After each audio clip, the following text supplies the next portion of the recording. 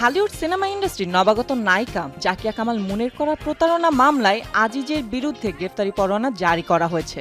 গত 23 ফেব্রুয়ারি Dhaka metropolitan magistrate Mohammad Ehsanul ইসলামের আদালত তাকে গ্রেফতারের আদেশ দেন। মামলায় নথি থেকে জানা গেছে 2022 সালের ফেব্রুয়ারি মাসে লিখিত চুক্তির মাধ্যমে পাপ সিনেমাটি নির্মাণের সহযোগিতার জন্য আজিজকে এককালীন 60 লাখ টাকা দেন নবাগত নায়িকা জাকিয়া কামাল মুন। ওই বছরের মার্চের মধ্যেই সিনেমার কাজ শেষ করার কথা ছিল। অঙ্গীকারনামার শর্ত মোতাবেক আজিজ বিনিয়োগকৃত টাকা ফেরত দেননি। বারবার আইনজীবীর মাধ্যমে নোটিশ পাঠানোর পরও তিনি উপেক্ষা করেছেন। উল্টো গত বছরের মে মাসে পাপ সিনেমাটি একটি ওটিটির কাছে 1,10 লাখ টাকায় বিক্রি করে দেন তিনি।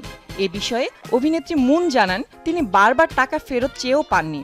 উল্টো নানা ভয়ভীতি দেখানো হচ্ছে, তাই বাধ্য হয়ে আইনের পথ বেছে নিয়েছেন।